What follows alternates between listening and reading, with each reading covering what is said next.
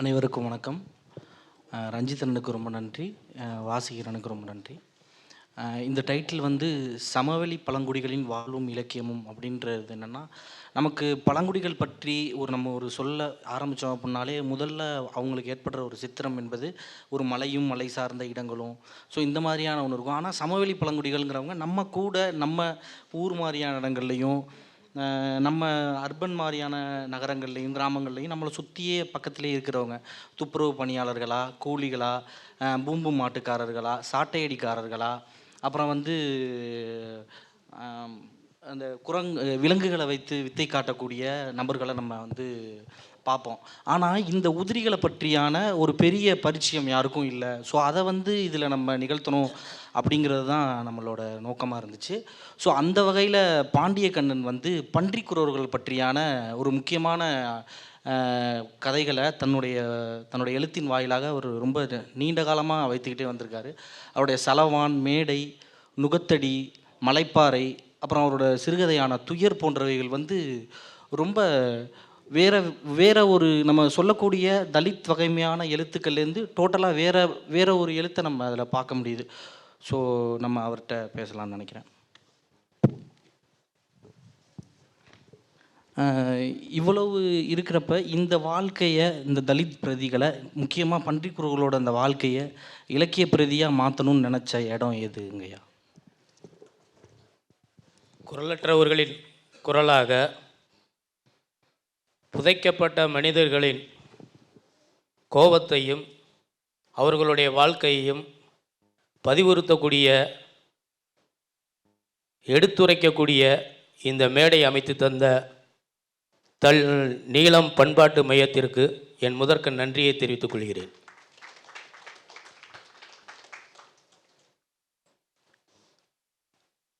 பழங்குடியினருக்கு வந்து கட்டமைக்கப்பட்ட வாழ்க்கை அப்படிங்கிறது எதுவும் கிடையாது. இந்த புவியில் பிறந்த அனைத்து உயிரினங்களுக்கும் ஒரு நிலவியல் உண்டு. ஆனால் இவர்களுக்கு அப்படி ஒரு நிலம் இருந்தும் துரத்தி அடிக்கப்பட்டவர்களாக, நாடோடிகளாக, சிதைக்கப்பட்ட மனிதர்களாக இருந்தவர்களுக்கு ஒரு வரலாற்று பின்புலம் இருந்தும் அது வந்து காலம் அறியாமலும் அறிந்திருந்தும் வெளியே தெரியாமலும் புதைக்கப்பட்டிருக்கிறது. இந்த பழங்குடியினர் வந்து குறிஞ்சி நில மக்கள் என்று அறியப்படுகிறவர்கள். 5 நிலங்களில் முதல் குடி வந்து முதல் நிலம் வந்து குறிஞ்சி நிலம். அந்த குறிஞ்சி நிலத்தை சார்ந்தவர்கள் தான் இந்த குறவர்கள். இவர்கள் வந்து மலையில் இருக்கின்ற பொழுது ஆங்கிலேயர் ஆட்சி காலத்தில் அவர்கள் வந்து அந்த மலை ஸ்தலத்தை வந்து அனுபவிப்பதற்காக இவர்களை துரத்தி அடிக்கப்பட்டார்கள். அவர்கள் கீழே இறங்கி வந்து வேலை இல்லாமல் நாடோடிகளாக அலைவுற்ற காலத்தில் புராணங்களிலும் இதிகாசங்களிலும் குறவர்களை பற்றி புறநானூறுகளின் அகநாறுகளிலும் பதிவுறுத்தப்பட்டவர்கள் துப்புரவு தொழிலாளிகளாக குற்றம் பரம்பரை சட்டத்தின்படி திருடர்களாக சித்தரிக்கப்பட்டு இருப்பதை பற்றி எனக்கு ஒரு மிகுந்த கேள்வி எழுப்பப்பட்டது. அந்த கேள்வியின் அடிப்படை தான் என்னை எழுத தூண்டியது. இப்போ தென் தமிழகத்தோட எழுத்து வகைமென்னு நம்ம சொல்கிறப்ப நிறைய நம்ம அந்த பகுதிகளோட எழுத்தை நம்ம பார்க்குறோம். அந்த வகையில் உங்களோட பார்வையில் விருதுநகரும் திருமங்கலமுங்கிறத நீங்கள் என்னவா நினைக்கிறீங்க? விருதுநகரும் திருமங்கலமும் வந்து எங்களுடைய பகுதி. இப்போ தமிழகம் முழுவதும் இருக்கக்கூடிய அந்த மக்களில் போல் நாங்களும் வந்து திருமங்கலத்தில் இருந்தவர்கள். என்னுடைய தாத்தா திருமங்கலத்தில் பன்றி மேய்க்கிறவர்களாக இருந்தவர். என்னுடைய தந்தையும் அதையே செய்தவர் தான். அந்த வாழ்க்கையில் இருக்கக்கூடிய, அந்த நிலத்தில் இருக்கக்கூடிய அந்த பண்பாட்டையும் கலாச்சாரத்தையும் தான் சலவான்கிற நாவலில் வந்து பதிவுறுத்தப்பட்டிருக்கிறது. கரிசல் இலக்கியம்னு சொல்லப்படுற கி. ராஜநாராயணன், அழகிரிசாமி, பா. ஜெயப்பிரகாசம் இந்த மாதிரியான பிரதிகள்லேருந்து உங்களுடைய பிரதி என்னவா விலகி இருக்குன்னு நீங்கள் நம்புறீங்க? இப்போ கரிசல் இலக்கியம் அப்படின்னு சொல்லி எடுத்துக்கிட்டாலே தென் மாவட்டங்களில் வந்து கி ராஜநாராயணன், அழகிரிசாமி அப்படிங்கிறவங்கள மட்டும்தான் அடையாளப்படுத்தி இருப்பாங்க. அதற்கு அடுத்து வந்து ஏராளமான எழுத்தாளர்கள், குறிப்பாக வந்து பாமா, ராஜ்கௌதமன் இவர்களை தாண்டி மற்ற தலித் எழுத்தாளர்களை இன்று வரை அடையாளப்படுத்தவில்லை. அதனுடைய தாக்கம் இன்றளவும் இருக்கிறது. அதற்கு காரணம் வந்து நான் வந்து ஒரு தலித் என்பதுதான் காரணம். பாமாவையும் ராஜ்கௌதமனும் தொடர்ச்சியாக தமிழகம் முழுவதும் தெரிந்ததுக்கு அப்புறம் வந்து ஒரு காத்திரமான படைப்புகளை ஏராளமான எழுத்தாளர்கள் இருக்காங்க. பூமணியும் சோ தருமனும் கூட வெகு காலத்துக்கு அப்புறம்தான் அறியப்பட்டவர்களாக கரிசல் நிலத்தில் இருக்கிறார்கள். இப்போ சலவான் நாவல் எடுத்துக்கோன்னு நினைக்கிறேன். அந்த நாவல் வந்து ஒரு மரணத்தை கொண்டாடக்கூடிய ஒரு இடத்த ரொம்ப தீர்க்கமாக எழுதுறீங்க. அது மட்டும் இல்லாமல் விழாக்களை ஒரு குறவர் சமூகமோ ஒரு பழங்குடிகளோ அதை எடுத்துக்கிறத விட மரணம்ன்ற ஒரு நிகழ்வை வந்து ஒரு பெரிய கொண்டாட்டமாக நீங்கள் முன்வைக்கிறீங்க. இந்த இடம் எப்படி பார்க்குறீங்க? மரணத்தின் மீதான கொண்டாட்டம் பழங்குடிகள்கிட்ட என்னவா இருக்குன்னு நினைக்கிறீங்க, குறிப்பாக குறவர்கள்ட்ட? அதாவது மரணம் அப்படிங்கிறது வந்து இந்த மக்கள்கிட்ட வந்து குறிப்பாக வந்து மதுரை மாவட்டத்தில் வந்து மரண வீட்டின் குறிப்புகள் அப்படின்னு சொல்லி முடிவெடுத்தோம்னா மறவர்களும் குறவர்களுக்கும் ஒரே போன்று அந்த சடங்குகள் இருக்கும். அங்கே வந்து அந்த மரண வீட்டில் வந்து இறந்தவர்களுக்கு வந்து சடங்குகள் செய்வது மற்றவர்களுடைய சமூகத்தில் வேறு, இங்கு வேறு. இங்கே வந்து அந்த மரண வீட்டில்தான் கடந்த காலத்தில் அவர்களுக்குள்ள பிரச்சனைகளையும் கடந்த காலத்தில் அவர்களுக்குள்ள கொண்டாட்டங்களையும் பகிர்ந்து கொள்ளக்கூடிய இடமாக அங்கே மாறுகிறது. குறிப்பாக வந்து மாமா மச்சினை அவங்களாம் ஒன்று சேர்ந்து செய்முறை செய்யக்கூடிய இடத்துல கூட கரியவும் மதுவையும் பகிர்ந்து கொண்டு அந்த வீடே முழுக்க ஆண்களும் பெண்களும் குடித்து கொண்டாடக்கூடிய ஒரு நிகழ்வாக அங்கே இருக்கிறது. அதைத்தான் வந்து மரண வீட்டு குறிப்பில் வந்து கொண்டாட்டமாக பதிவு பண்ணேன். இதுக்கு காரணம் என்னன்னா, நாகர்கோவிலில் வந்து ஜி நாகராஜனுடைய நாளை மற்றொரு நாளைங்கிற படைப்பு குறித்து ஒரு அமர்வு நடந்தது. அந்த அமர்வில் வந்து நாடக எழுத்தாளர் நாடக புனைவாளர் முருகப்பூபதி வந்து தமிழ் பதிவுகளில் வந்து தென் தமிழகத்தில் இருக்கக்கூடிய மதுரையிலிருந்து திருநெல்வேலி வர மரண வீடுகளில் கொண்டாட்டங்கள் நடந்து கொண்டிருக்கிறது. அழுகுரலை விட அவர்களுடைய ஆவேசமான பேச்சுகளும் சச்சரவுகளும் அங்கேயே வந்து சம்பந்தம் பண்ணக்கூடிய இடம்லாம் இருக்குது. இப்போ வந்து குறிப்பாக வந்து மரண வீட்டிலேயே வந்து பெண் கேட்பது, அந்த பெண் கேட்பது குறவர் வீடுகளெல்லாம் வந்து கல் குடிப்பதுக்கு தான், கல் குடித்தார்களா ஒரு பெண்ணை வந்து நிச்சயம் பண்ணுறதுக்கான ஒரு அடிப்படையாக மாறும். அதெல்லாம் அந்த மரண வீட்டில் தான் நடக்கும். இந்த பதிவுகள்லாம் தமிழில் இல்லைங்கிறத வந்து அவர் அங்கே சொல்லும் போது தான் எனக்குள்ள அந்த அத்தியாயம் ஒரு விதையாக விழுந்தது. அதை வந்து நான் பதிவிறுத்திருக்கிறேன் சலவான் நாவலில். அடுத்த செலவான ஒட்டியை கேட்கலாம்னு நினைக்கிறேன். செலவானோட இறுதியில் வந்து அவர்கள் ஒரு துப்புரவு பணியாளர்களாக பணியாற்றுறதா நீங்கள் காட்டியிருப்பீங்க. அதே நேரங்களில் அவர்கள் வந்து தங்களோட எதிர்ப்பை வந்து கருப்பண்ணத்தேவருக்கு எதிராக நிறுத்துகிறப்ப அந்த குப்பைகளை எடுக்காமல் மலங்களை சுத்தம் செய்யாமல் அவர்கள் தங்களோட போராட்ட வடிவமாக அதை வந்து காட்டியிருப்பாங்க. ஸோ அதை பற்றி நீங்கள் என்ன நினைக்கிறீங்க? அது எப்படி எழுதுறதுக்கான?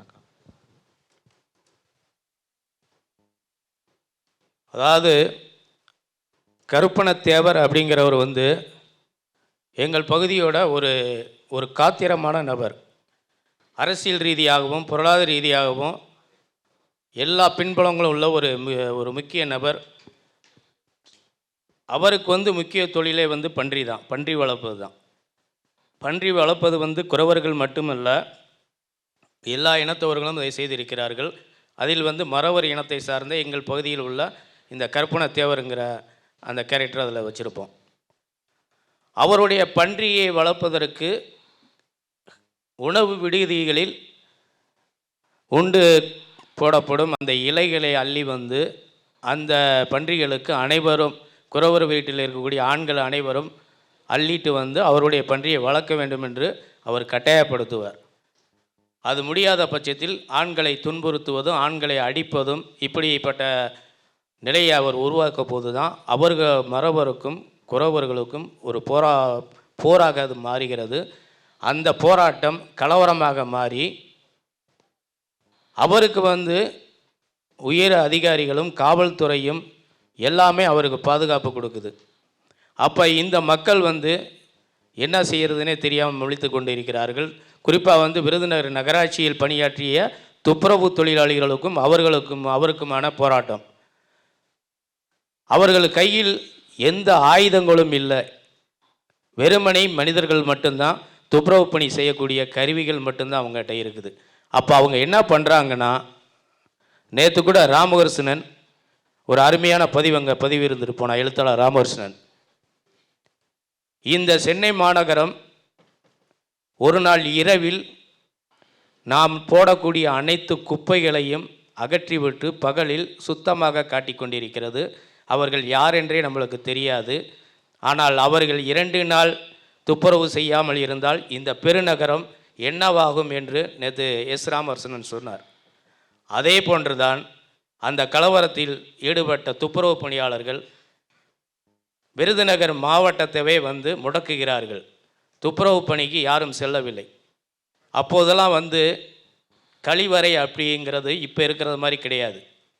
அப்போ எடுப்பு கழிவறைகள், கையால் மலம் அள்ளுபவர்கள், குப்பையை அள்ளுபவர்கள், இப்படிப்பட்ட நிலையில் இருக்கக்கூடிய அந்த மனிதர்கள் துப்புரவு பணிக்கு யாரும் செல்லாமல் துப்புரவாளர்கள் அனைவரும் ஒரு இடத்தில் ஒன்று கூடி பதுங்கிக் கொள்கிறார்கள். 1 நாள் 2 நாள் அல்ல, 5 நாட்கள், 7 நாட்கள், 10 நாட்கள். இப்படி நடக்கும் பொழுது அங்கு என்ன நடக்கும், அந்த நகரம் என்ன ஆகும் அப்படின்னு சொல்லி கொஞ்சம் யோசித்து பாருங்கள். நகரம் நாரி திளைக்கிறது. அதிகாரிகள் வேறு எங்கே இருந்தாவது வெவ்வேறு மாவட்டங்களிலிருந்து அதே துப்புரவு பணியாளரை கொண்டு நகரத்தை சுத்தம் பண்ணலாம் அப்படின்னு சொல்லி நினைக்கிறாங்க. ஆனால் அது முடியல. ஏன்னா வேறு மாவட்டத்தில் இருக்கிறவங்களும் இவங்க தான். அவர்களையும் தொடர்பு கொண்டு வரவிடாமல் ஆயுதமே இல்லாமல் நிராயுத பாணியாக இருந்த அவர்கள் அள்ளக்கூடிய மலத்தையும் குப்பையுமே ஆயுதமாக பயன்படுத்தி நகரத்தை கட்டுப்படுத்தி அதிகாரிகளை கட்டுப்படுத்தி அந்த போராட்டத்தில் வெற்றி பெறுகிறார்கள். இதுதான் அந்த கடைசி பகுதியுடைய நிகழ்வு. அதே சரவானில் குஸ்தி போட்டியை காட்டியிருப்பீங்க. இப்போ பொதுவாக கபடி, தென் மாவட்டத்தோட விளையாட்டுகள்ன்ற ஒரு பார்வையில் குஸ்திங்கிறத ரொம்ப இதாக எழுதியிருப்பீங்க. குஸ்தி போட்டிக்கும் குறவர்களுக்கும் மறவர்களுக்குமான ஒரு பெரிய பண்பாட்டாக அந்த இடத்த நம்ம பார்க்க வேண்டியது இருக்குது. ஸோ அதை பற்றி என்ன சொல்கிறீங்க? ஒரு விளையாட்டுங்கிறது ஒரு சமூகத்தோட ஒரு இதில் என்னவா இருக்குது அப்படின்னு பார்க்குறீங்க? குறிஞ்சி நிலத்தில் இருந்த அந்த மலைவாழ் மக்கள், பழங்குடியினர், குறவர்கள் விலங்குகளை வேட்டையாடியவர்கள். குறிப்பாக யானைகளை, ஒவ்வொரு படைகளுக்கும் யானை படைகளை உருவாக்கி கொடுத்தவர்களே குறவர்கள் தான். யானையை பிடித்து அதை கொண்டு ஒவ்வொரு நாட்டு அரசர்களுக்கும் கொடுத்தவர்கள். யானை மிகப்பெரிய பலம் வாய்ந்தது. அந்த யானையவை இவர்கள் கட்டுப்படுத்தி வேட்டையாடக்கூடிய பலம் வாய்ந்தவர்கள் இவர்கள். ஆனால் குறிஞ்சி நிலத்தில் இருந்து இவர்கள் விரட்டி அடிக்கப்பட்ட போது முல்லை, மருதம், நெய்தலை கடந்து பாலை நிலத்திற்கு வருகின்ற போது பாலை நிலத்தை சேர்ந்தவர்கள்தான் முக்குளத்தோர்கள், மறவர்கள், பாலை நிலத்தவர்கள். அவர்களோடு இணைந்து இருக்கும்போது அவர்களுக்கு இந்த வித்தைகளை கற்றுக் கொடுத்தவர்கள். இன்று நாங்கள் ஆண்ட பரம்பரை, எங்களுக்கு அனைத்து கலைகளும் தெரியும் சொல்லக்கூடிய அவர்களுக்கு குறவர்கள் தான் அனைத்து கலைகளும் கற்றுக் கொடுத்தவர்கள். அப்படி கற்றுக் கொடுத்தவர்கள் தான் அந்த ரீதியில் தான் விருதுநகரில் அப்படி ஒரு போட்டியே நடந்தது. அந்த கற்பனத்தேவர் குரூப்புக்கும் குறவர்களுக்கும் போட்டியே நடந்தது. அந்த போட்டியில் மல்யுத்தத்தில் வெற்றி பெற்றவர் மதுரையை சார்ந்த மணிக்குறவர் என்பவர் தான். அந்த அடிப்படையில் தான் அந்த குஸ்தியை பதிவு பண்ணியிருக்கோம்.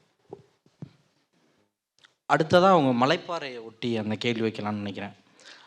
ஒரு பொண்ணை அவர் கணவன் முன்னாடியே நிர்வாணப்படுத்தி ஒரு பெரிய பஞ்சாயத்தை வச்சு அவங்கள இது பண்ணுற இடம் இருக்குது. ரொம்ப ஒரு ரொம்ப மோசமான நடத்தக்கூடிய ஒரு இடத்த நம்ம அந்த இடத்துல பார்க்குறோம். ஆனால் அந்த இடத்த மலைப்பாறையில் நீங்கள் காளியோட வடிவமாக அதை மாற்றுறீங்க. அதை மாற்றி அதை சொல்லிட்டு இதை கேட்டால் கரெக்டாக இருக்கும்னு நினைக்கிறேன். தரையில் அமர்ந்து தலையில் அடித்து அடித்து கத்தி அழுதார். அழுகையின் உச்சமான குரல் ஊளையிடுவதாக மாறியது. அந்த சத்தம் ஊரின் மூலை முடுக்கெல்லாம் போய் திரும்பியது. கத்தலும் கதறலும் தொடர்ந்து முதல் சாமத்தை தொட்டது. சந்தனம் எழுந்து வீட்டிற்குள் சென்று விட்டதில் தொங்கிய ஓலை கொட்டானில் உள்ள விபூதியை கையில் அள்ளி வந்து கூடம்மாளின் உடலில் போட்டார். மீதி விபூதியை தனது நெற்றியிலும் உடலிலும் பூசிக்கொண்டு வேப்ப மரத்தில் தொங்கிக் கொண்டிருந்த கோடாங்கியை எடுத்து உடுக்கடிக்க ஆரம்பித்தார். உடுக்கின் ஒளி மெல்ல மேலெலும்பி உக்கிரமாக மாறியது. உடுக்கின் ஒளி கேட்டு ஊரில் உள்ள வீடுகளிலும் கதவுகளிலும் சன்னல்களும் மூடப்பட்டன. உடுக்கின் சத்தம் ஊரை மிரட்டியது. அந்த ஒளியில் ஆடாத பேய்களும் குறைக்காத நாய்களும் கத்தாத ஆந்தைகளும் ஊளையிடாத நரிகளும் மிக பயங்கரமாக அதிர கத்தின.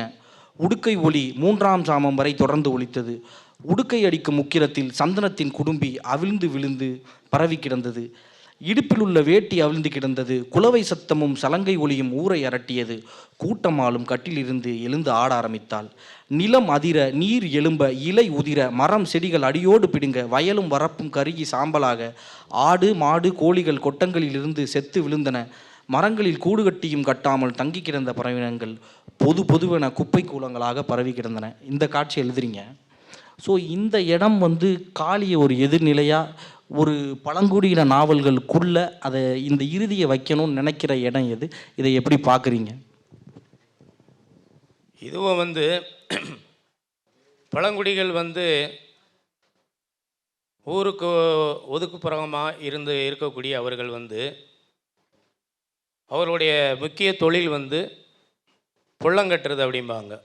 புள்ளங்கட்டுறதுன்னா பஞ்சார கூடைகள், இந்த கோழிகளை அடைக்கக்கூடிய கூடைகள், முறம் செய்கிறது, உழவு தொழிலுக்கான முறம் இதுகளை செய்யக்கூடிய பனை மரத்திலிருந்து அந்த ஓலைகளை வெட்டி அந்த முறம் செய்யக்கூடிய நபர்கள் ஒரு 5 குடும்பம் அந்த ஏரியாவில் இருக்கிறாங்க.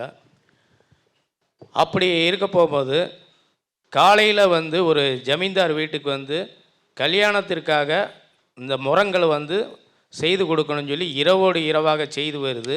விடிந்தால் கல்யாணம், நாளைக்கு நீ இந்த முறங்களை கொடுக்கணுங்கிறாங்க. அப்போ அந்த கூடமாங்கிறவங்க நைட்டோட நைட்டாக போய் அவருடைய கணவரும் போய் பனைமரத்தில் ஏறி அதை வெட்டி கொண்டு முறத்தை கட்டிட்டு அந்த ஊருக்குள்ளே போய் நைட்டு 12 மணிக்கு அவங்க வீட்டில் போய் அந்த முறத்தை கொண்டே கொடுக்கறதுக்கு கத்துவாங்க.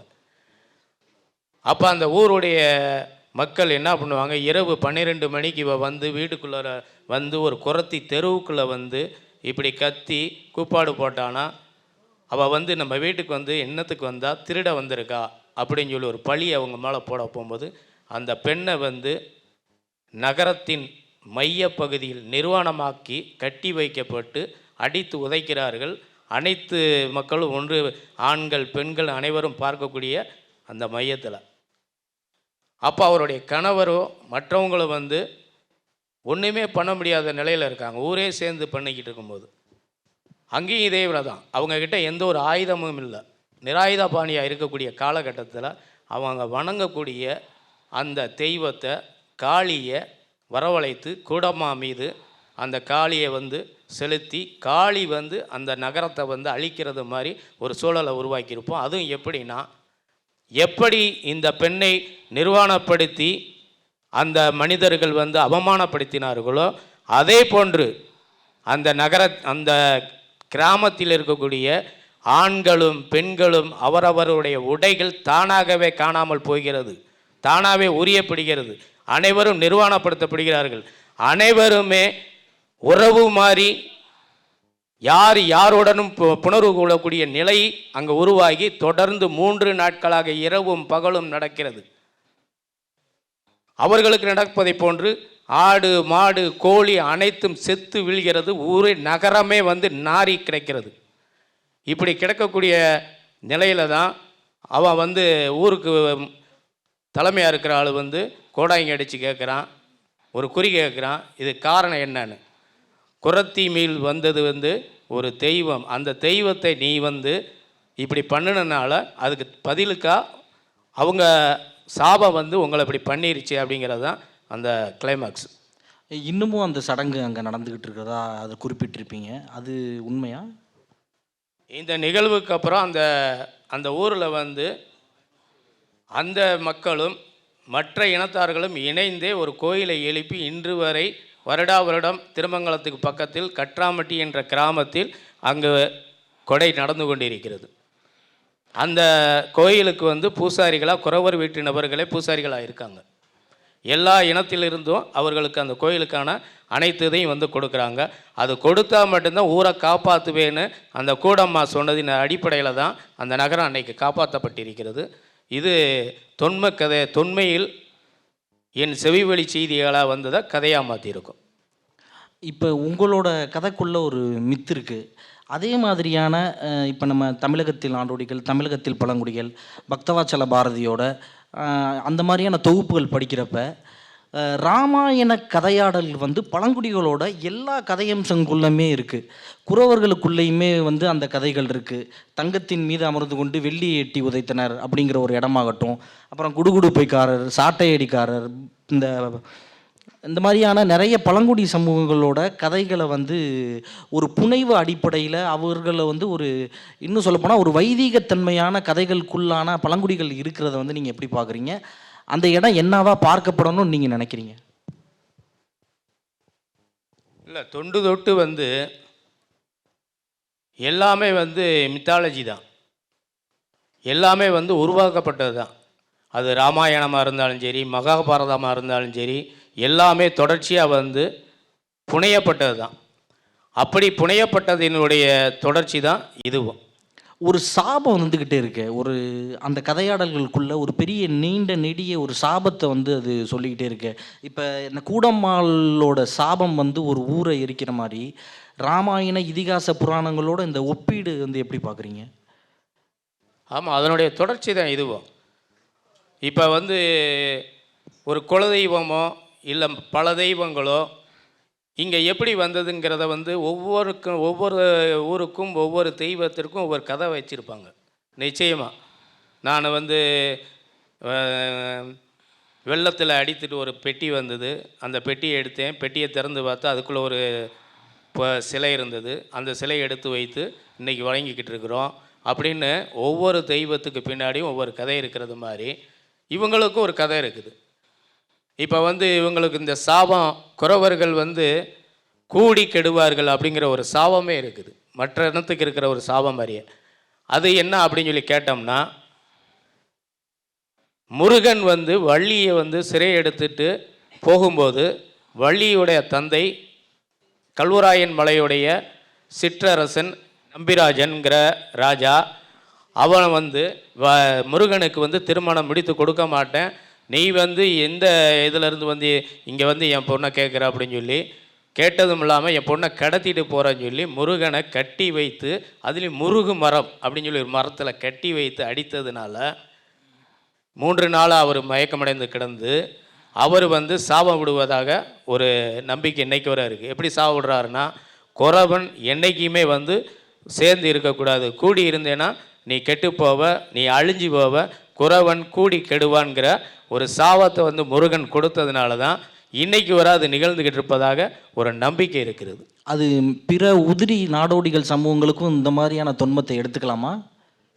இதை வந்து பூம்பூம் மாட்டுக்காரங்க, இந்த கல்குத்தி பண்ணுறவங்க, கல்குத்தி கல்லை குத்தி இது பண்ணுறவங்க, இப்படி நாடோடி வாழ்க்கையில் சிறு சிறு தொழில்கள் செய்யக்கூடிய நபர்கள், அவங்களுக்கு பூராமே இப்படி ஒவ்வொரு சாபங்கள் இருப்பதாக இந்த சிறு தெய்வ வழிபாட்டில் இருக்குது, நம்பப்படுகிறது.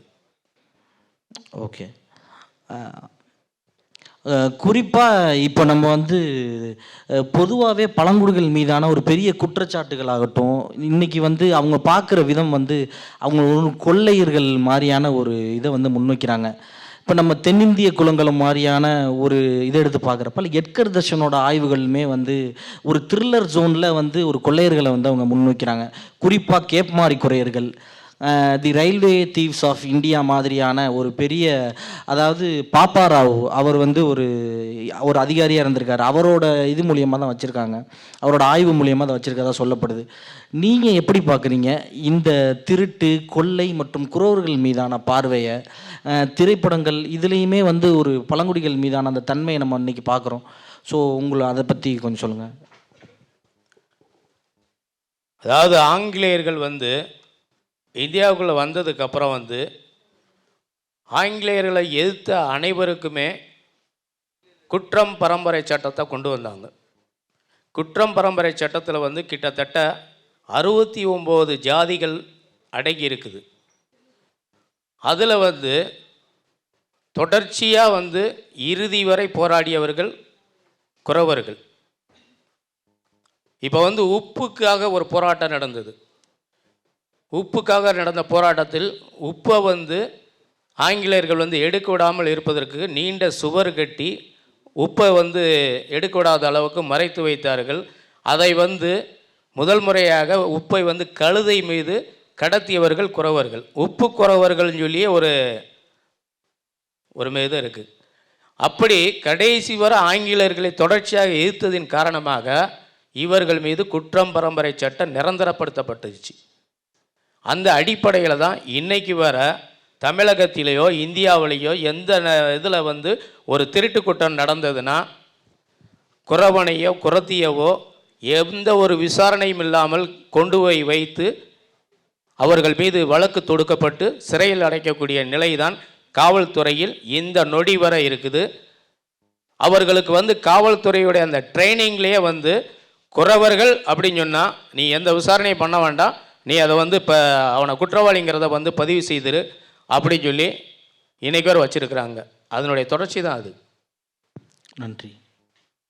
இப்போ வந்து இதை ஒட்டியே ஒரு கேட்குறேன். இப்போ வந்து காவல் கோட்டம் மாதிரியான ஒரு நாவலில் வந்து பிறன்மலை கள்ளர்களை வந்து அவங்க எழுதுகிற இடம் வந்து ஒரு நாயகத்தன்மையோட திருட்டை பார்க்குற ஒரு விதம் இருக்குது. ஆனால் வந்து இப்போ இந்த குறவர்கள் மீதான ஒரு திருட்டு அப்படிங்கிறது வேறு ஒரு பார்வையில் இருக்குது. இப்போ இந்த திருட்டையே ஒரு நாயகத்தன்மையாக பார்க்குற தன்மைக்கும் இழிவாக பார்க்குற இடத்துக்குமான வேறுபாடை எப்படி பார்க்குறீங்க? குறிப்பாக அவரோட அந்த காது இருக்கிற குறவர்களோட கதையை வந்து குறிப்பாக எழுதியிருப்பாங்க. ஸோ அதை பற்றி நீங்கள் என்ன நினைக்கிறீங்க? இல்லை வந்து நான் இந்த இது வந்து திருட்டுங்கிறதே வந்து அவர்கள் மீது சுமத்தப்பட்ட பழி. அதில் வந்து சாகாசமோ கேலியோ அப்படிங்கிறத வந்து ஏற்றுக்கிறவே முடியாது. இதெல்லாம் புனையப்பட்டது. இப்போ எட்கர் தர்சனுடைய தென்னிந்திய குடிகளும் குளங்களும் அப்படின்னு சொல்லி எழுதியிருக்கிறத 150 பக்கத்துக்கு வந்து குறவர்களை பற்றி எழுதியிருக்காரு. அவர் மற்ற ஜாதிகளை பற்றி பூரா பதிவு பண்ணியிருக்காரு. எட்கர் தர்சன் வந்து இந்த இந்தியாவில் இருந்தவரா, குறவர் குடியில் பிறந்தவரா, குறவர் வாழ்க்கையை பற்றி தெரிந்தவரா, அவருக்கு என்ன தெரியும்? அவரும் அதிகார வர்க்கத்துக்கு ஆங்கிலேயருக்கு ஈடாக போய் தான் அதை பதிவு பண்ணியிருக்காரு. இன்றைக்கு வர எட்கர் தர்சனுடைய அந்த அடிப்படையை எடுத்துக்கொண்டு தான் தொடர்ச்சியாக வந்து அந்த சட்டத்தை வந்து தைரியமாக வைத்துக்கொண்டு அப்போ எட்கர் தர்சனே சொல்லிட்டார், மிகப்பெரிய ஆய்வாளர் சொல்லிட்டாரு, தென்னிந்திய குளங்களில் இருக்கக்கூடிய ஜாதிகளை பூரா சொன்னவர் குறவர்கள் சொன்னது நிஜமாக தான் இருக்கும் அப்படிங்கிறத வந்து இன்றைக்கு வரை நம்பிக்கிட்டு இருக்கிறாங்க. அதை நான் முற்றிலும் மறுக்கிறேன். அதனால் இந்த மறவர்கள் செய்யக்கூடிய திருடு வந்து சாகாசமும், குறவர்கள் செய்யக்கூடிய திருட்டு வந்து கேலி அப்படிங்கிறது இந்த ரெண்டுமே வந்து முரண்பட்ட விஷயம். அது நிச்சயமாக கிடையாது. இன்றைக்கி திருட்டு நடக்கிறது வந்து ஏராளமான பிடித்து பார்த்தோம்னா யார் திருடிக்கிட்டு இருக்கா? கோடிக்கணக்கான பணங்களை கோடிக்கணக்கிலையும் லட்சக்கணக்கிலையும் டாலர் கணக்கிலையும் வச்சுருக்கிறவன் பூரா வந்து பதவியில் இருக்கக்கூடியவன். அவன் தான் அதை பண்ணிக்கிட்டு இருப்பான். தனிநபர் ஒரு சாதாரண நபர்கள் பண்ணுறதா தான் வந்து இந்த அரசு வந்து கையில் எடுத்துக்கிட்டு இப்படி பண்ணிக்கிட்டு இருக்கு. ரொம்ப சீரியஸாக போய்ட்டு நினைக்கிறேன். உங்களோட எல்லா நாவல்குள்ளேயுமே வந்து ஒரு ஒரு ஒரு சினிமா மீதான ஒரு வேட்கையை வந்து எழுதுறீங்க. குறிப்பாக மேடை மாதிரியான நாவல்கள் வந்து முழுக்க முழுக்க ஒரு சினிமா ஆசையோட ஒரு நாடகத்தை அரங்கேற்றுற ஒரு இருவரோட கதையாக அதை வெளிப்படுத்தியிருக்கீங்க. அதே நேரத்தில் இந்திய திரைப்படங்கள் இப்போ பழங்குடித்தன்மையை இந்துமயப்படுத்தக்கூடிய ஒரு வேலையை பார்க்குறோம். காந்தாரா மாதிரியான படங்கள் ஆகட்டும், RRR மாதிரியான, பாகுபலி மாதிரியான படங்கள் வந்து பழங்குடியின தன்மையை வந்து ஒரு த்ரோ அவுட்டாக ஒரு இந்துயிசம்குள்ளே அதை பில்ட் பண்ண பார்க்குறாங்க. அதை குறித்து எப்படி பார்க்குறீங்க? எல்லா படைப்புகளையும் வந்து சினிமா தாகம் இருக்குது அப்படின்னு சொன்னால், நான் வந்து 85 ஒரு 3 ஆண்டு காலம் தொடர்ச்சியாக வந்து திரைப்படத்துறையில் பணியாற்றினேன். அரசு பணி கிடைச்சதுக்கப்புறம் அதை விட்டு வெளியே போயிட்டேன். எல்லோரும் நாடகத்திலிருந்து சினிமாவுக்கு போவாங்க. சினிமாவுக்குள்ளே இருந்து அதை ஒரு இயக்குனராக என்னால் மாற முடியாமல் ஒரு உதவி இயக்குனராக பணியாற்றி விட்டு திரும்பவும் அரசு பணிக்கு போனதுக்கப்புறம் இந்த ஆடிய காலும் பாடிய வாயும் சும்மா இருக்காத மாதிரி ஒரு நாடக குழுவை உருவாக்கி கிட்டத்தட்ட கிராமங்கள் எல்லா இடங்கள்லையும் போய் ஒரு 15 நாடகங்கள் நான் போட்டிருக்கிறேன். அதனுடைய தாக்கம்தான் மேடை நாவலில் வந்திருக்கிறோம். அதே மாதிரி காந்தாரா படம் மாதிரி அந்த தாக்கம் வந்து இதில் இருக்குது அப்படின்னு சொன்னால் தொடர்ச்சியாக அது இருந்துக்கிட்டே தான் இருக்கும். ஒரு மித்து அப்படின்னு சொல்லி வந்துட்டாலே அதை வந்து எல்லாருமே இப்போ வந்து சினிமாவில் வந்து ஒரு நகைச்சுவை படம் வந்து ஒரு ஆண்டில் வந்து தொடர்ச்சியாக வெற்றி பெற்றுக்கிட்டே இருந்ததுன்னா அதை மட்டும்தான் அடுத்தடுத்து பண்ணிக்கிட்டே இருப்பாங்க. ஒரு சஸ்பென்ஸ் படம் நல்லா ஓடுது அப்படின்னு சொன்னால் அதே தொடர்ச்சியாக பண்ணுவாங்க. அதுதான் 1, 2, 3 பார்ட் 1, பார்ட் 2, பார்ட் 3ன்னு சொல்லி அடுத்தடுத்து வந்துக்கிட்டு இருக்கிறது மாதிரி இந்த மித்துக்களும் காலங்காலமாக தொடர்ச்சியாக வந்து கொண்டே தான் இருக்கும். ஆனால் அந்த தன்மையை எப்படி பார்க்குறீங்க? ஒரு ஹிந்துயிசம் படுத்தக்கூடிய பழங்குடிகள்ன்ற ஒரு இடம் வந்து அது கொஞ்சம் சிக்கலானதாக மாறுதில்ல? அதாவது மதம் அப்படின்னு சொல்லி எடுத்துக்கிட்டாலே அது வந்து ஒரு கற்பனைவாதம் தான். அதற்குள்ளே வந்து சிறு தெய்வ வழிபாடு, பெருதெய்வ வழிபாடு, வைணவ வழிபாடு, சிவ வழிபாடு அப்படின்னு சொல்லி நம்ம பிரித்து சொல்லிக்கிட்டே திரும்ப திரும்ப அதுக்குள்ளே தான் போய்கிட்டே இருக்கிறோம். எதிரான கூட்டம் ஒரு பக்கம் வந்து இல்லைன்னு சொல்கிற ஒரு கூட்டம் இருக்குது, இருக்குன்னு சொல்கிற ஒரு கூட்டம் இருக்குது. அதனைத் தொடர்ந்து எல்லா படைப்புகள்லையும் எல்லா படைப்பாளிகளும் குழப்ப நிலையில் இதை பதிவுறுத்தி கொண்டே தான் இருக்கிறார்கள். அதில் நானும் ஒருவனாக இருக்கிறேன், ஒத்துக்கொள்கிறேன். நன்றி. குறிப்பாக மேடை நாவல் வந்து ஒரு பெரிய திராவிட இயக்கத்தின் மீதான ஒரு பெரிய விமர்சனத்தை வைக்கிறீங்க. துப்புரவு பணியாளராக ஒருத்தனுக்கு அதே கட்சியில் பணிபுரிந்தவனுக்கு ஒரு வேலையும் இன்னொருத்தவனுக்கு வந்து ஒரு அந்த பதவி கொடுக்குறதையும் நீங்கள் வந்து விமர்சிச்சிருப்பீங்க. திராவிட இயக்கத்தின் மீதான விமர்சனமும் பழங்குடிகள் அதை பற்றியான உங்களுடைய பார்வை என்ன? அதாவது ஒரு அரசியல் இயக்கம் துவங்கும் போது ஆரம்பிக்கும் போது சமநிலை, சமத்துவம், சோசலிசம், மதம் இல்லாமல், ஜாதி இல்லாமல், மொழி இல்லாமல் எல்லாருமே ஒன்று தான் அப்படின்னு சொல்லி ஆரம்பிக்கக்கூடிய எல்லா இயக்கங்களும் பதவிக்கு வந்த உடனே அங்கே ஒரு முதலாளித்துவம் உருவாகிடுது. அவங்க ஒரு முக்கியமான இடத்துக்கு போனோன்னே அவங்களுக்காக பாடுபட்டவர்கள், அவர்களுக்காக ரத்தம் சிந்தியவர்கள், கொடி கட்டியவன், பல்லாக்கு தூக்குனவன், மேடை போட்டவன், வால் போஸ்ட் ஓட்டினவன், கொடி பிடிச்சவன், கோஷம் போட்டவன் அனைவருமே கீழே தான் இருக்கணும். அந்த கீழே இருக்கக்கூடியது கூட யாராக இருக்கணும்னா எப்போதுமே தாழ்த்தப்பட்டவனாக இருக்கிறவனும் தாழ்த்தப்பட்டவன் மேலும் தாழ்த்தப்பட்டவனாகத்தான் இருக்கணும். இன்றைக்கி நேற்று அமர்வுகளோட சொன்னாங்க, திமுக அரசில் வந்து எத்தனை அமைச்சர்கள் வந்து எஸ்சியில் உள்ளவங்க இருக்காங்க, எத்தனை எம்பிக்கள் வந்து எஸ்சியில் உள்ளவங்க இருக்காங்க. அப்படி இருக்கக்கூடிய சூழலில் பல்லரும் பறையரும் அருந்ததியர்களும் ஒரு குறைந்தபட்ச அந்த பதவிகளில் இருந்தாலும் குறவர்கள் இன்றளவு கூட எந்த கட்சியிலையும் ஒரு வார்டு செயலாளராக கூட இருக்க முடியாத சூழல் இருக்குது. ஏன்னா விளிம்பு நிலையிலையும் அடித்தட்டிலையும் மிகவும் அடித்தட்டானவர்கள் அப்படிங்கிற நம்பிக்கை அடிப்படையில் தான் எங்கள் மாவட்டத்தில் 3 பாண்டிகள் உண்டு. KPS பாண்டியன், தங்கப்பாண்டியன், என்னுடைய தந்தை ஆர்பாண்டி. தங்கப்பாண்டியன் என்பவர் யாருன்னா, இன்னைக்கு இந்த மேடையில் இவர்களுக்கு மேலேயும் நான் சொல்கிறேன், தங்கம் தென்னரசுடைய அப்பா தான் தங்கப்பாண்டியன். இந்த 3 பேர் தான் விருதுநகர் மாவட்டத்தில் திமுகவை வளர்த்தவர்கள். அந்த 2 பேர் அமைச்சராகிட்டாருங்க, கட்சியை வளர்த்துட்டாங்க, பாரம்பரியமாக வந்துட்டாங்க. என்னுடைய தந்தைக்கு கட்சி ஆட்சிக்கு வந்தவுடன் அவருக்கு கொடுக்கப்பட்டது துப்புரவு பணி முனிசிபாலிட்டியில் வாங்கி கொடுக்கப்பட்டது. ஏன்னா அது ஜாதி, நீ ஜாதியில் இந்த ஜாதியில் இருக்கிறவன் இதைத்தான் செய்யணும் அப்படின்னு சொல்லி அரசியல் வந்து பாடுபட்டு உழைத்து சிறைக்கு போய் மிசா காலத்தில் சிறையிலிருந்து கஷ்டப்பட்டு வெளியே வந்தால் கூட அவருக்கு கடைசியாக கொடுத்தது வந்து ஒரு துப்புரவு பணி தான். அதைத்தான் மேடை நாவலில் வந்து பதிவாக்கியிருக்கேன். அப்போ இந்த உதிரிகளை ஒன்றிணைக்கிறது வந்து குறித்து நீங்கள் என்ன நினைக்கிறீங்க? இப்போ வெறுமனே குறவர்களோட இதாக மட்டும் நீங்கள் சொல்கிறீங்க, மற்ற பழங்குடியின சமூகங்கள், ஜோகிகள் இருக்காங்க, பதானியர்கள் இருக்காங்க, ஒட்டர்கள் இருக்காங்க. ஸோ இந்த மாதிரியான பழங்குடியின ஒருங்கிணைப்பு பற்றி என்ன நினைக்கிறீங்க? குறிப்பாக வந்து தலித் நான் தலித் அப்படின்னு சொல்லி இருக்காங்க.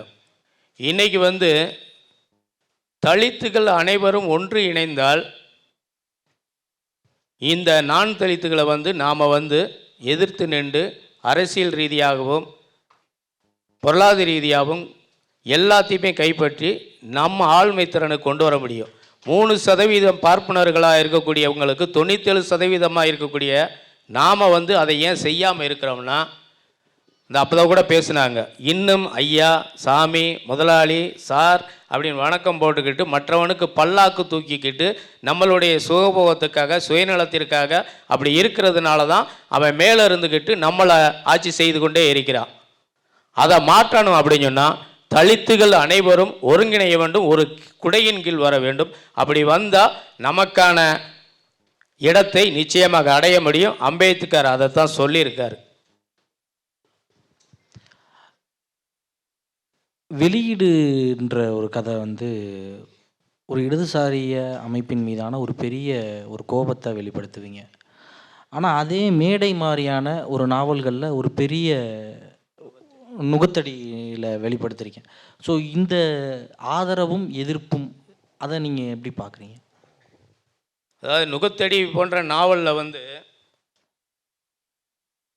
சந்திராங்கிற அந்த கேரக்டர் பாதிக்கப்பட்டு காவல்துறையால் சிதைக்கப்பட்டு லாக்கப்பில் அப்போ சொன்னது மாதிரி குற்றத்தை ஒத்துக்கிற சொல்லி ஆண்களை லாக்கப்பில் வைத்து அடித்தே கொள்வது, பெண்களை நிர்வாணப்படுத்தி பிறப்பு உறுப்பில் மிளகாய் பொடியை தூவி பிறப்பு உறுப்பில் அவங்க கையில் இருக்கக்கூடிய அந்த நுகத்தடியை சொருகி ரத்தம் சிந்த சிந்த கொடூரப்படுத்தி அந்த பெண்களை செய்யாத குற்றத்தை ஒத்துக்கிற வைத்து காவல்துறை சித்திரவதைப்படுத்தி கொண்டு போகும்போது அவர்களுக்கு ஆதரவாக விடுதலை சிறுத்தை கட்சிகளும் மார்க்சிஸ்ட் கம்யூனிஸ்ட் கட்சியும் போராடி சட்டமன்றத்துக்கு அதை கொண்டு போய் சட்டமன்றத்தில் அன்றைய முதலமைச்சர் மாண்புமிகு இறந்த ஜெயலலிதா அவர்கள் சட்டமன்றத்திலே அறிவிக்கிறார். வெளியே போராட்டம் நடந்துகிட்டு இருக்கு, தமிழகம் முழுவதும் போராட்டம் நடந்துகிட்டு இருக்குது. ஊடகமும் பத்திரிகையும் முதலமைச்சரிடம் கேட்குறாங்க, இப்படி பெண்களை காவல்துறை இப்படி சித்திரவதைப்படுத்தி ஆண்களை கொண்டு உள்ள தூக்கி பொய் வழக்கு போட்டு வச்சிருக்கேன் உங்கள் காவல்துறை, அதற்கு நீங்கள் என்ன பதில் சொல்கிறீங்க அப்படின்னு சொல்லி கேட்க போகும்போது அந்த அம்மையார் சொன்ன வார்த்தை என்னன்னா, குறவர்கள் நிரந்தரமான திருடர்கள், சட்டத்தில் அப்படித்தான் எழுதப்பட்டிருக்கிறது. அவர்களை காவல்துறை கைது செய்து கொண்டு போய் வைத்து விசாரணை செய்தால் அவர்கள் இப்படித்தான் பழிபடுவார்கள், அதை நான் ஏற்றுக்கொள்ள முடியாது அப்படின்னு சொல்லி ஒரு முதலமைச்சரை சட்டசபையில் அறிவித்தார். ஆனால் அதே சட்டசபையில் விடுதலை சிறுத்தை கட்சிகளும் மார்க்சிஸ்ட் கம்யூனிஸ்ட் கட்சியும் எதிர்க்கட்சிகள் அனைத்தும் ஒன்றிணைந்து போராடி அந்த மக்களுக்கான விடுதலை வாங்கி கொடுத்தவர்கள், அதுக்கு தலைமை தாங்கியது கம்யூனிஸ்டுகள். அந்த இடத்தில் ஒடுக்கப்பட்ட மக்களுக்காக குரல் கொடுத்த அவர்களுக்காக அந்த இடத்துல நுகத்தடி நாவலில் மார்க்சிஸ்ட் கம்யூனிஸ்ட் கட்சியை பாராட்டுகிறேன்.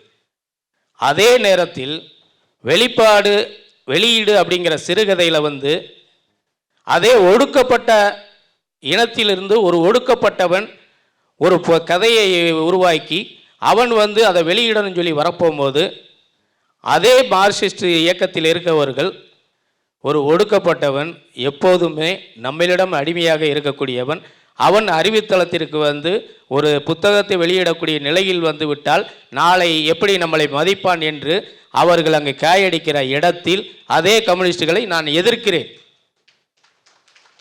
இதுதான் அதில் உள்ள விஷயம். மகளிர் காவல் நிலையத்தில் நடக்கக்கூடியதை நுகத்தடியில் எழுதியிருப்பீங்க. மகளிர் காவல் நிலையங்களோட வருகைக்கு முன்பான பழங்குடியின வாழ்க்கையோட குறிப்பாக பெண்கள் என்ன மாதிரியான ஒரு இதை எழுதியிருப்பீங்க. ஸோ மகளிர் காவல் நிலையத்துக்கும் அந்த நாவலில் நீங்கள் குறிப்பிட்ட சந்திராவுக்குமான அந்த இதை எப்படி பார்க்குறீங்க? அதாவது குறவன் பஞ்சாயத்து கோர்ட்டுக்கு போனாலும் செல்லாது, அவனுக்கு காவல்துறையிலையும் சட்டம் கிடையாது, நீதிமன்றத்திலையும் நியாயம் கிடையாது. அப்படி இருக்க போகும்போது பெண்களுக்கு காவலர்கள் தான் பெண்களை கைது செய்வார்கள், மகளிர் காவல் நிலையத்தில் தான் வைத்து எல்லாமே பண்ணுவாங்க அப்படிங்கிறது அவங்ககிட்ட கிடையாது. அதனால தான் ஆண் காவலர்கள் பெண்களை கொண்டு சென்று அவர்கள் வன்புணர்வு செய்து கொடுமைப்படுத்தி வன்கொடுமைப்படுத்தி பொய்க்குற்றத்தை சாட்டி சிறைச்சாலையில் வைக்கிறார்கள். இதைத்தான் நுகத்தடியில் பதிவு பண்ணியிருக்கோம். அவங்களுக்கு அந்த சட்டமோ வரைமுறை எதுவுமே தெரியாது, என்ன நடக்குதுன்னே தெரியாதுங்கிறத இவங்க நம்பிக்கிட்டு அப்படி தான் பண்ணுவாங்க. இவங்களுக்கு மகளிர் ஸ்டேஷனுக்கு எந்த தொடர்பும் இல்லை, இருந்தும் எதுவும் இல்லை. இப்போ வன்கொடுமை சட்டம் எல்லா சட்டங்களும் தொடர்ச்சியாக இருந்தாலும் நேற்று வர பெண்கள் பாதிக்கப்படுகிறார்கள். பாலியல் பலாத்காரம் செய்யப்படுகிறது. 7 வயது குழந்தை இன்னைக்கு பாதிக்கப்பட்டு இருக்கிறது. இத்தனை சட்டங்கள், இத்தனை ஆட்சியாளர்கள் இவ்வளவு பேர் மேடை போட்டு கத்தி கத்தி பேசி அந்த சட்டங்களை நிறைவேற்றுறது மாதிரி நடித்து கொண்டு இன்னைக்கு வன்கொடுமை நடந்து கொண்டு இருக்கிறதுனா அன்னைக்கும் அதே தான். எப்போதும் ஒடுக்கப்பட்ட மக்களுக்கு, குறிப்பாக பெண்களுக்கு அதுவும் தலித்து பெண்களுக்கு நடக்கக்கூடிய கொடுமையை எந்த சூழலையும் மாற்ற முடியாது. அடுத்து உங்கள் படைப்பு சார்ந்து கேட்கலான்ருக்கேன். உங்களோட எல்லா நாவல்களுக்குள்ளேயுமே குர்ரு மொழியை அங்கங்கே நீங்கள் பயன்படுத்துகிறது தெரியுது. குறிப்பாக குர்ரு மொழி என்பது குறவர்களோட ஒரு தனித்துவமான ஒரு சைன் லாங்குவேஜ் ஆக்சுவலி. ஸோ அந்த மொழியை மீள் கட்டுமானம் பண்ணுறது பற்றி உங்களுடைய பார்வை, குறிப்பாக குர்ரு மட்டும் இல்லை பழங்குடிகளோட மற்ற மொழிகளை மீள் கட்டுமானம் குறித்து, அதே நேரங்களில் சமஸ்கிருதம் மாதிரியான பிற பிராமண மொழிகளை அவங்க மீள் கட்டுமானம் பண்ணுற ஒரு இடம், இதை எப்படி பார்க்குறீங்க? இந்த இரண்டுக்குமான வேறுபாடு. அதாவது இந்தியாவில் 6000 மொழிகள் இருக்கிறதாக ஆய்வாளர்கள் சொல்கிறாங்க. 6000 மொழிகளில் 8 மொழிகள் மட்டும்தான் எழுத்து மொழிகளாக இருக்குது. அதில் தலைமை மொழியாக இருக்கக்கூடியது சமஸ்கிருதம் அப்படின்னு சொல்லி இன்றைக்கி வச்சுருக்கிறாங்க. அதுதான் தேவ பாஷைன்னு. அதுக்கடுத்து மற்ற மொழிகள். இப்படி 6000 மொழிகளுக்குள்ள இவர்களுடைய அந்த மொழி பேச்சு மொழியாகத்தான் இருக்குது. இனி எழுத்து மொழியாக மாறல. அது குறியீடு தான். இந்த 6000 மொழிகளில் எல்லாமே பேச்சு மொழியாகத்தான் இருக்குது, குறியீடுகளாகத்தான் இருக்குது. எழுத்து மொழிக்கு கொண்டு வரப்படலைன்னு சொல்லி ஆய்வு சொல்லுது. அந்த இதில் இவர்கள் பேசக்கூடிய அந்த குறியீடுகள் இன்னும் எழுத்து மொழியாக மாறலை. அடுத்த என்னுடைய படைப்பில் அந்த குறியீடவே நான் எழுத்து மொழியாக மாற்றி ஒரு முழு படைப்பை கொண்டு வரலான்னு முயற்சியில் இருக்கேன்.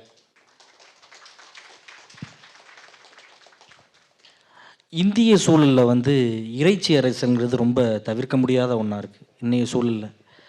அந்த வகையில் நீங்கள் பன்றியை ஒரு இறைச்சியாக பயன்படுத்தக்கூடியதை நம்ம பார்க்குறோம். அதே நேரங்களில் அதே பன்றியின் மீதான ஒரு அழகியல் பார்வை இருக்குது. அதை தொட்டு உங்கள்கிட்ட நான் கேட்குறேன். அதாவது மாடும் ஆடும் ஒன்று தான். ஆடும் புல் பூண்டுகளை தான் திங்குது, மாடும் புல் பூண்டுகளை தான் திங்குது. பன்றியும் இன்று நகரத்திற்குள் வந்ததுக்கு அப்புறம்தான் மலம் திங்க கற்றுக்கொண்டது. அதற்கு முன்பாக பன்றியினுடைய வரலாறு என்ன அப்படின்னு சொன்னால், மலையில் அது மலை இடுக்குகளில், பாறை இடுக்குகளில் கிழங்குகளை நோண்டி தான் அது உண்றது. கிழங்குகளைத்தான் அது சாப்பிட்டது. அது முண்டக்கூடிய இடத்துல குழி விழுந்து அந்த இடத்துல மழை பெய்து அந்த மழை நீரின் மூலமாக தாவரங்கள் உருவாக்கிறது. அங்கே தான் முதல் விவசாயமே உருவானது. முதல் கலப்பையே பன்றியுடைய அந்த முகம்தான். அதனுடைய இறை வெளியே வந்த உடனே இதை சாப்பிட்டு வளரலை. குறிஞ்சி நிலத்திலிருந்து இவர்கள் பிறப்படும் போது அவைகளையும் கொண்டு கீழே இறக்குன நேரத்தில் இறை கிடைக்காமல் தான் இந்த பன்றிகள் அந்த மலத்தை உண்ணக்கூடிய நிலை வந்தது. இவர்கள் நாடோடிகளாக இருந்து இடம்பெயர்ந்து குற்றம் பரம்பரை சட்டத்துக்குள்ளே வந்ததுக்கப்புறம் இன்னும் சொல்ல போனால் துப்புரவு பணி அப்படிங்கிறது குற்றவாளிகளுக்கு கொடுக்கப்பட்டது. ஆங்கிலேயர்களை எதிர்த்து நின்று அனைவருமே துப்புரவு பணி செய்தவர்கள், சிறையில் அடைக்கப்பட்டவர்கள் அனைவருக்குமே துப்புரவு பணி கொடுக்கப்பட்டது. அந்த துப்புரவு பணி கடைசி வரை இவர்களுக்கு நிலைநிறுத்தப்பட்டிருக்கிறது. அந்த மாதிரி சூழலில் தான் இவங்க கூட இருக்கக்கூடிய அந்த பன்றி அப்படிங்கிறது இவர்கள் மட்டும் சாப்பிடக்கூடிய ஒரு இறைச்சி கிடையாது. உலகம் முழுவதும் வேணா நிறத்தை மாற்றிருப்பான். நான் சாப்பிட்றது வெள்ளை பன்றி, நீ சாப்பிட்றது கருப்பு பன்றி அப்படின்னு. ஆங்கிலேயர்கள் பூரா இப்போ அமெரிக்கா மற்ற நாடுகளில் பூராமே வெள்ளைப்பன்றிகள் இன்றைக்கும் சர்ச்சுகளில் பக்கத்தில் வந்து ஒரு இது இருக்கும், அங்கே வந்து பன்றிகள் வளர்க்கப்படும், வெள்ளை பன்றிகள். அதே போல் மாடு அப்படிங்கும் போது அவன் வந்து அதை கோமாதாவாக கும்பிடுறான், இவன் வந்து இதை திங்கிறானே அப்படின்னு சொல்லி அவன் வந்து அதை வந்து ஒரு தாழ்ந்த நிலையில் அதை இகழ்ச்சியாக பார்க்கக்கூடிய நிலை உருவாகி தான் அந்த மாட்டு அரசியல் வந்து இன்றைக்கி உலகம் முழுவதும் நடந்துகிட்டு இருக்கு. ஆனால் அந்த மாட்டு தோலிலிருந்து எடுக்கக்கூடிய அனைத்து சாதனங்களையும் செய்யக்கூடியவர்கள் அவர்கள் தான். கம்பெனிகள் நிறையா இருக்குது, ஏற்றுமதியில் பூரா மாட்டோடைய தோல் அனைத்து ஏற்றுமதி செய்யக்கூடியது. யார் எதிர்க்கிறார்களோ அவர்களுக்குத்தான் அந்த கம்பெனி இருக்குது. எப்படின்னா மது விலக்கை அமுல்படுத்துன்னு சொல்லிக்கிட்டே இருக்கிறவர்களுக்கு தான் மது ஆலைகள் இருக்கிறது. இன்றைக்கி இருக்கிற அனைத்து அரசியல்வாதிகளுக்கும் மது ஆலைகள் இருக்குது. யாருமே வந்து மதுவை கட்டுப்படுத்தாமல் இருப்பதற்கு காரணம் அதுதான். இதெல்லாம் வந்து நம்மளை ஏமாற்றக்கூடிய விஷயங்கள். அதற்குள்ளே நம்ம போகணும் அவசியம் கிடையாது. அவர்களுக்கான உணவு, அவரவர்களுக்கான சுதந்திரம். இறுதியாக ஒரு கேள்வியோடு முடிச்சுக்கலான் இருக்கேன். தலித் ஒருங்கிணைப்பு, கிட்டத்தட்ட தலித் அமைப்புகள், அதுக்குள்ளே வந்து பழங்குடிகளுக்கான இன்றைக்கி பெரிய தலித் கட்சிகள்னு சொல்லப்படுறதுக்குள்ளே கூட ஒரு பெரிய பழங்குடிகள் இருக்கிற மாதிரி நமக்கு தெரியலை. ஒரு பெரிய மாநில அங்கீகாரம் கிடைக்கக்கூடிய ஒரு பழங்குடிகள் நம்மளால் பார்க்க முடியலை. இந்த இடத்துல நம்ம 30 ஆண்டு கால, 20 ஆண்டு கால, 10 ஆண்டுகள்னு சொல்லப்படுற தலித் அரசியல், தலித் அமைப்புகள் பழங்குடியின ஒருங்கிணைப்புக்காக செய்ய வேண்டியது என்னன்னு நீங்கள் நினைக்கிறீங்க? அதுதான் நான் அப்போ தான் சொன்னதான் இருக்கும் பதில். அரசியல் அமைப்புகளில் வந்து தலித்துகள் அப்படின்னு எடுத்தால் பள்ளர்கள் தேசிய கட்சியிலிருந்து திராவிட கட்சிகள் வரை இருக்கிறாங்க, பறையர்கள் தேசிய கட்சியிலிருந்து திராவிட கட்சிகள் வரை இருக்கிறாங்க, அருந்ததியர்களும் அதே தான், குறவர்களும் அதே தான். இவர்கள் பூரா வந்து மற்றவர்களுக்கு பல்லாக்கு தூக்கக்கூடிய இடத்துல தான் இருக்கிறாங்களே ஒழிய நாம் பல்லாக்கில் அமர்ந்து செல்ல வேண்டும் என்கிற சிந்தனை யாருக்கும் இல்லை. இவர்கள் ஒருங்கிணைந்தால் மட்டுமே அதை வந்து நம்ம உறுதிப்படுத்த முடியும் என்பதை தெரிவித்துக் கொள்கிறேன். நன்றி.